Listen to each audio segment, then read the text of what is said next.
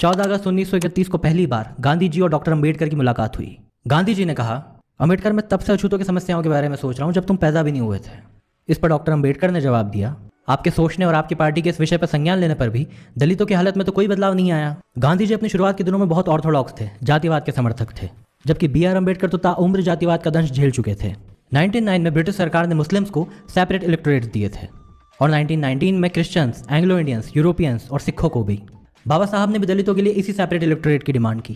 Normal electorate में किसी भी कम्युनिटी का इंसान अपनी कॉन्स्टिट्यूएंसी से इलेक्शन लड़ सकता है और उसे सभी कम्युनिटी के लोग वोट दे सकते हैं। सेपरेट इलेक्टोरेट्स में देश की कुछ कॉन्स्टिट्यूएंसीज में किसी स्पेसिफिक कम्युनिटी का कैंडिडेट ही इलेक्शन लड़ सकेगा और उसे वोट्स भी उसी कम्युनिटी के लोग दे पाएंगे। गांधी जी इस चीज़ के सख्त खिलाफ थे, तो उन्होंने वही किया जो वो अक्सर अपनी बात मनवाने के लिए किया करते थे, आमरण अनशन।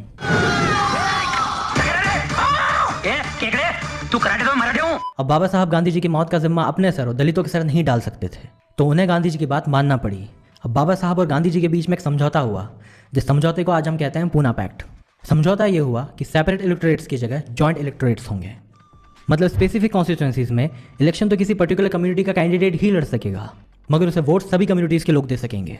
पुराने ज़माने में अछूतों को सुबह और शाम को निकलने की मनाही होती थी, क्योंकि उस वक्त परछाई की लंबाई ज़्यादा होती है और वो परछाई अगर स्वर्ण पर पड़ गई तो वो अशुद्ध हो जाएंगे। उस ज़माने में अछूतों को कमर पर एक मटकी बांधकर चलना पड़ता था, ताकि जब उन्हें थूकना हो तो वो उस मटकी में थूकें, क्योंकि अगर वो ज़मीन पर थूकेंगे तो किसी स्वर्ण का पैर उस पर पड़ सकता है, जिससे वो अशुद्ध हो जाएंगे।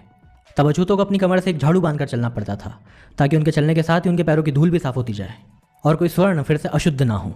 लोग पूजा पाठ करेंगे तो उनका ईश्वर उन्हें बचाएगा ना। उन्हीं लोगों के पानी पीने के राइट को बचाने के लिए भी बाबा साहब को आना पड़ा।